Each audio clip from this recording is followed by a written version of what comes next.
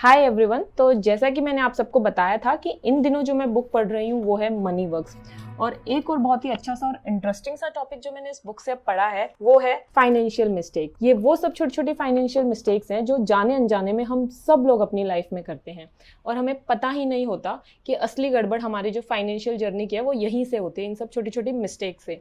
तो आज की इस वीडियो में हम इन्हीं सब के बारे में बहुत अच्छे से डिटेल में बात करेंगे। जो भी सब इस बुक में अच्छे से समझाया गया हुआ है मैं वही सब पॉइंट्स आपके साथ डिस्कस करूंगी, प्लस उसमें कुछ अपने एक्सपीरियंसेस को भी ना मैं ऐड ऑन करूंगी। तो चलिए फिर शुरू करते हैं। और चूंकि नया साल आने वाला है तो आज इस वीडियो में हम सब ये कसम खाएंगे कि अब आने वाले इस नए साल में हम ये सब फाइनेंशियल मिस्टेक्स नहीं करेंगे और इस नए साल में हम एक अच्छी नई और बेहतर फाइनेंशियल जर्नी की शुरुआत करेंगे। तो दोस्तों, जो फर्स्ट फाइनेंशियल मिस्टेक हम सब करते हैं वो है लैक ऑफ फाइनेंशियल प्लानिंग। देखो, जब महीने के पहले दिन हमारी सैलरी आती है ना तो हम क्या करते हैं, खूब दबा कर खर्चा करते हैं, सारी सैलरी उड़ जाती है। और जब 10-15 दिन रह जाते हैं ना तब हमें रियलाइज होता है कि अरे यार, अभी तो आधा महीना बचा है और सैलरी तो खत्म, कुछ है ही नहीं बैंक में। और फिर एक बार खर्चा होने के बाद ना फिर हिसाब नहीं आता कि कहाँ कितने पैसे लगे। और उसके बाद भी हमारा क्या रवैया होता है, अरे कोई नहीं यार, छोड़ो, अगले महीने देखते हैं, जो जैसा चल रहा है सही है, बढ़िया है। तो अब इस गलती का सोल्यूशन ये है कि अब से हमें अपनी सारी चीजें पहले से प्लान करनी है। अगर आपकी सैलरी 30 या 31 तारीख को आती है तो उससे पहले वाला दिन 29 को। अगर आपकी सैलरी 1 को आती है तो उससे पहले वाला दिन 30 या 31 को। यानी कि सैलरी आने से एक दिन पहले एक डायरी और एक पेन उठाओ या फिर अपने फोन में किसी एक ऐप में अपने सब खर्चों को नोट डाउन करो कि भाई अगले महीने में ये खर्चा होना है, इतने इतने अमाउंट का। आपके पास पूरी लिस्ट होनी चाहिए उन खर्चों की। अगर आप मैरिड हैं तो साथ में अपने पार्टनर को भी बैठाइए, डिस्कस करके हर एक खर्चा लिखो ताकि कोई भी खर्चा छूटे ना। फिर देखो कि कहाँ आप खर्चा कट डाउन कर सकते हो, कहाँ अननेसेसरी खर्चा हो रहा है, ताकि आपकी सेविंग्स हो सके। अब इस पॉइंट से रिलेटेड ही ना मैं अपनी खुद की एक फाइनेंशियल मिस्टेक आप सबके साथ शेयर करती हूँ। और ये मुझे तभी रियलाइज हुआ जब मैं ये बुक पढ़ रही थी कि हाँ, मैं भी ये गड़बड़ करती हूँ। मेरे को जब सामान लेना होता है ना, जैसे मैं राशन का सामान लेने जाती हूँ तो ऐसे ही मुंह उठा के चली जाती हूँ बाजार में, बैग उठाया और अपना चली गई। कभी मेरे पास कुछ लिस्ट नहीं होती कि क्या क्या सामान खत्म है, जाती हूँ और ले आती हूँ। और फिर घर आकर देखती हूँ कि अरे यार, ये सामान तो 1 किलो पड़ा है, ये भी 2 किलो पड़ा है। अब ऐसे में क्या होता है कि कितनी बार तो वो सामान रखा रखा ना वेस्ट ही हो जाता है या खराब हो जाता है। मेरे दो नुकसान होते हैं, मेरा पैसा भी गया और मेरा सामान भी गया। तो आगे से अब मैं क्या करती हूँ ना, अब से जो मैंने शुरू किया वो ये है कि मैं एक लिस्ट बनाकर चलती हूँ घर से। मुझे पता होता है कि मुझे क्या सामान लेना है और कितना लेना है। तो आप सब भी यही कर सकते हैं कि जब भी आप बाजार जाओ ना, आपके हाथ में एक लिस्ट होनी चाहिए कि आपको क्या क्या सामान की जरूरत है और कितना कितना आपको लेना है। तो इससे आपके भी यही 2 फायदे होंगे। पहला तो जो आपका सामान वेस्ट होने से वो बच जाएगा और दूसरा आपकी सेविंग्स भी होंगी। तो दोस्तों, ये तो था मेरा पर्सनल सोल्यूशन जो इस मिस्टेक को अवॉइड करने के लिए अभी मैं फॉलो करती हूँ, वो मैंने आप सबके साथ शेयर किया। आप सब लोग भी इस चीज को अपनी लाइफ में अप्लाई कर सकते हो। अब इस बुक में भी इस मिस्टेक को अवॉइड करने के लिए एक गोल्डन रूल दे रखा है, वो मैं अब आप सबको बताती हूँ। देखो, जो मोस्टली फाइनेंशियल इक्वेशन हम सब लोग अपनी लाइफ में फॉलो करते हैं वो क्या होती है, income minus expenses is equals to savings. यानी कि हमारी इनकम जितनी भी है उसमें से हम पहले अपने खर्चे माइनस करते हैं और फिर जो बचता है हम उतना सेव करते हैं। इस बुक के अकॉर्डिंग ऑथर कहता है कि ये फाइनेंशियल इक्वेशन हम गलत फॉलो करते हैं।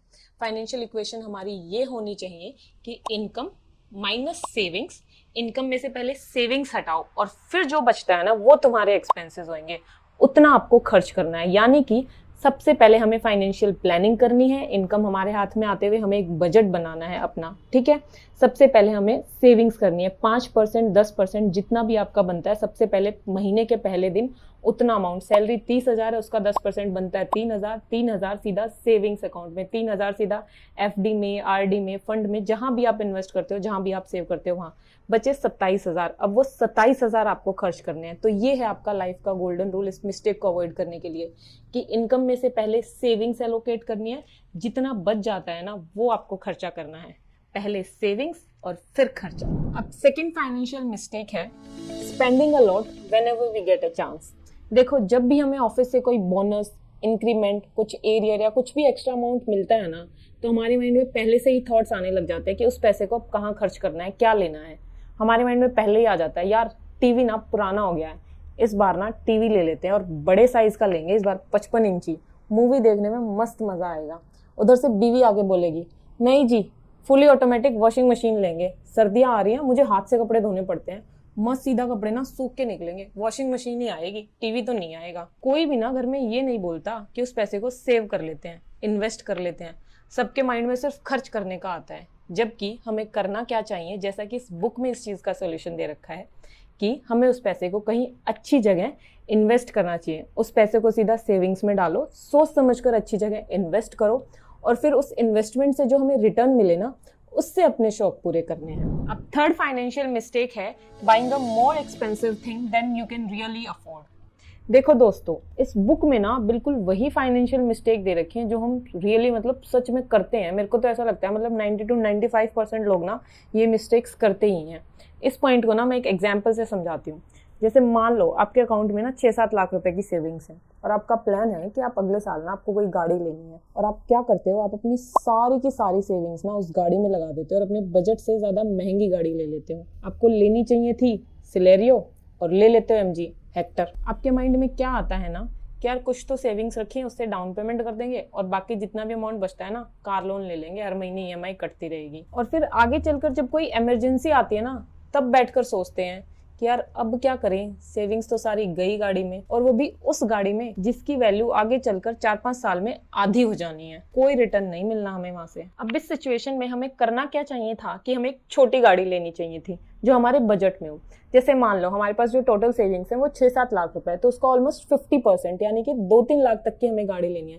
यानी कि 2-3 लाख तक की आप डाउन पेमेंट कर दो और बाकी का आप अपना लोन ले लो। तो इससे क्या फायदा होएगा कि आपके पास एक्स्ट्रा अमाउंट यानी कि 50% अमाउंट बचेगा जो आप आगे चलकर अपनी इमरजेंसी में यूज कर सकते हो। तो आपके पास 3-4 लाख रुपए बचेंगे जो आपको आगे कभी फ्यूचर में काम आ जाएंगे, उनको अपना सेव करके रखो। और छोटी गाड़ी लेने के और भी फायदे हैं। लोन कम अमाउंट का होएगा, देन उसका मेंटेनेंस का खर्चा भी कम आएगा, इंश्योरेंस का खर्चा भी कम आएगा, प्लस वो एवरेज भी ज्यादा देगी। तो हमेशा ऐसा सामान खरीदना है जो हमारे बजट में हो, हमारे पास सेविंग्स भी बची रहे थोड़ी बहुत और हमारा काम भी बन जाए। फोर्थ फाइनेंशियल मिस्टेक जो मोस्टली लोग करते हैं वो है always trying to impress others. देखो हम सब ना बहुत बार सिर्फ दूसरों को शो ऑफ करने के लिए, दिखावे के लिए ना एक्स्ट्रा खर्चा कर लेते हैं, अपने आस पड़ोस को, फ्रेंड्स को, फैमिली, रिश्तेदारों को दिखाने के लिए हम अपने बजट से बाहर चले जाते हैं। और ये सोशल मीडिया का जमाना तो ना ऐसा आया है, ये ऐसे इंस्टाग्राम और फेसबुक आ गए हैं कि दुनिया पता नहीं कुछ भी पोस्ट करती है और अब लोगों की ना एक हैबिट सी हो गई है चीजें, पैसा मतलब फ्लॉन्ट करने की, शो ऑफ करने की, कुछ भी पोस्ट करने की। इस पॉइंट को ना इस एग्जांपल से समझते हैं। जैसे कि मान लो आपको कोई फ्रेंड ना कोई बढ़िया सी महंगी सी गाड़ी ले आया, जैसे मान लो फॉर्च्यूनर ले आया, ठीक है, और उसने फोटो क्लिक करके अपनी बढ़िया से उस गाड़ी के साथ और इंस्टाग्राम पे पोस्ट कर दी। अब इस फोटो को देख के ना हम लोग थोड़ा सा जेलस फील होता है, हमें ऐसे हमारे माइंड में ऐसा आता है कि यार हम तो ना पीछे रह गए, हमारे पास इतनी महंगी गाड़ी नहीं है। और उस जेलसी वाली फीलिंग को अवॉइड करने के लिए ना हम इतने डेस्परेट हो जाते हैं कि यार अब तो मैं भी ना कोई महंगी सी गाड़ी लाऊंगा, मस्त फोटो क्लिक करके मैं भी इंस्टाग्राम पे ना पोस्ट डालूंगा अब तो। अब ऐसी सिचुएशन में ना आपको वो गलती नहीं करनी है जो बाकी सब कर रहे हैं। आपको ये सब दिखावा, ये शो ऑफ नहीं करना है, ठीक है। शांत रखना है अपने माइंड को, just be happy for your friend.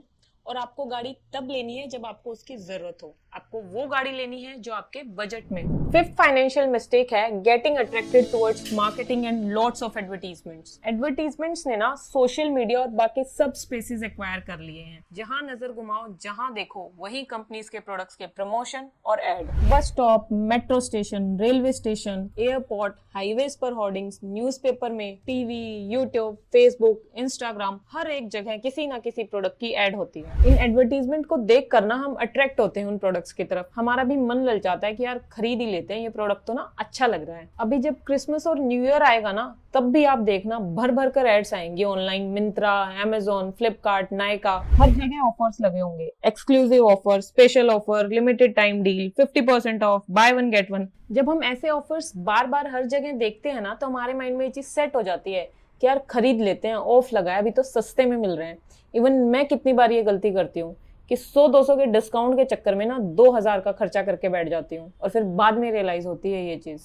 तो अब से मैंने तो ये डिसाइड किया है कि मैं इन फालतू के एड्स और प्रमोशन से इन्फ्लुएंस बिल्कुल नहीं होंगी, चाहे कितना भी ऑफ लगाओ, चाहे वो चीज फ्री में ही क्यों ना मिल रही हो। नो नो नो, अब मैं ये फाइनेंशियल मिस्टेक फिर से कभी नहीं करूंगी। I will just save my money. दोस्तों, जो सिक्स्थ और लास्ट फाइनेंशियल मिस्टेक है वो है making no attempt to become financially literate. देखो, स्कूल और कॉलेज में तो हमें फाइनेंस के बारे में कुछ सिखाया पढ़ाया जाता नहीं है, हम जो भी सीखते हैं वो अपने पेरेंट्स से सीखते हैं। और अब यहाँ पर गलती हमारे पेरेंट्स की भी नहीं है, क्योंकि उन्हें भी जो थोड़ा बहुत फाइनेंस का ज्ञान है उन्होंने अपने पेरेंट्स से सीखा है। तो अब हमें क्या करना है इस सिचुएशन में कि जो हम अपने पेरेंट्स से, आस पड़ोस से सीखते हैं, उस नॉलेज को एक बेस बनाकर हमें अपने आप को आज के जमाने के हिसाब से अपडेट करना है। अब जमाना बदल रहा है, तो आपको फाइनेंस से रिलेटेड न्यूज देखनी है, अच्छी अच्छी बुक्स पढ़नी है, वीडियोस देखनी है, ताकि आप आज के जमाने के साथ कदम से कदम मिलाकर चलो। आपको अपने आप को अपडेटेड रखना है, गवर्नमेंट क्या नई फाइनेंशियल पॉलिसीज, रूल्स और रेगुलेशंस ला रही है, कहाँ पर नई इन्वेस्टमेंट अपॉर्चुनिटीज खुल रही है, ताकि जब भी आपको कोई अच्छा मौका हाथ लगे ना, आप उन इन्वेस्टमेंट अपॉर्चुनिटीज का फायदा उठा पाओ, अपना पैसा सेफली वहां इन्वेस्ट कर पाओ। तो आपको क्या करना है, keep yourself updated, financial news देखो, बहुत अच्छी अच्छी न्यूज आती है, बुक्स आती हैं, बहुत सारी वीडियोस देखो, अपने आप को आज के जमाने के हिसाब से अपडेट करो,